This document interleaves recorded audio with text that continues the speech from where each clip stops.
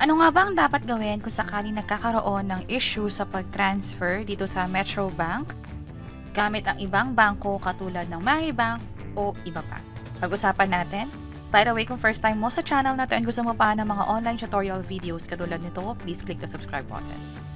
Ito yung Metrobank account ko kung saan nakapag-transfer na ako sa Metrobank. Yun nga lang, hindi siya nag-reflect sa Metrobank.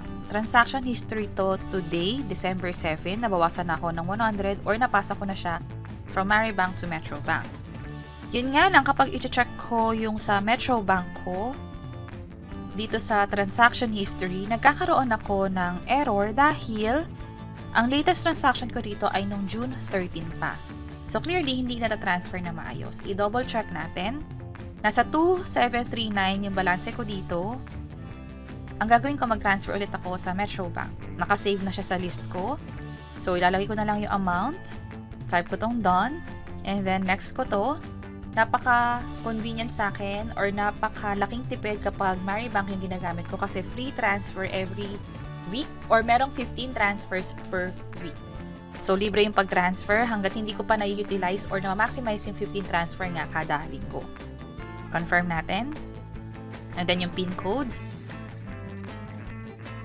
Transfer successful. Nabawasan na yung balance ko dito sa Metrobank. Sa transaction history, nag-reflect na rin siya. Samantalang dito sa Metrobank, hindi pa rin nag-update, sign out tayo or log out, back to login at mag-login ulit tayo. Pwedeng gamitin yung fingerprint or yung username or password. Sa akin, fingerprint na lang.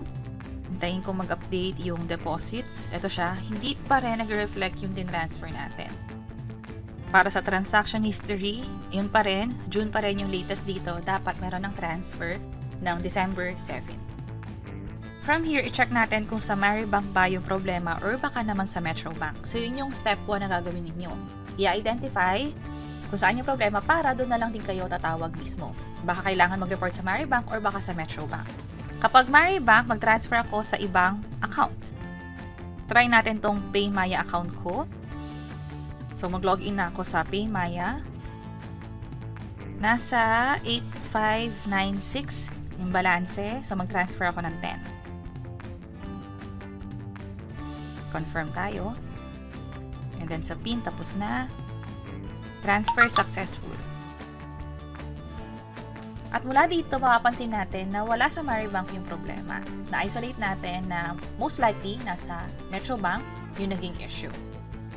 Nung sumunod na araw or within 24 hours, chinek ko yung account ko, yung balanse ko nadagdagan na. So, check natin yung sa transaction history. So, tap lang natin to and then scroll down lang.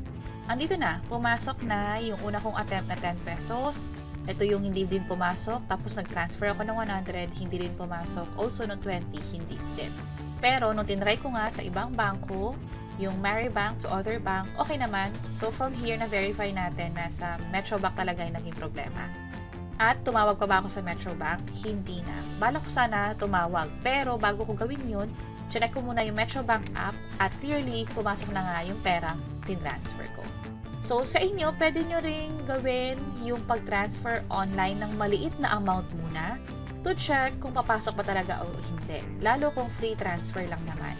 Kaya ako napili yung Metrobank kasi nga free 15 transfers per week yung ina-allow nila.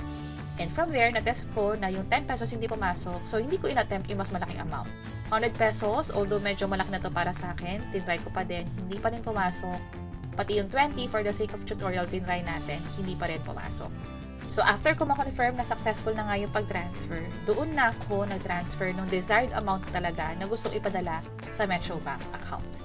And that's it. Sana nakatulong tong video na to. Kung oo, pakiclick ang like button at para sa iba't ibang mga tutorial videos, pwede nyo i-check ito nasa baba. Sana makatulong and see you sa mga next videos.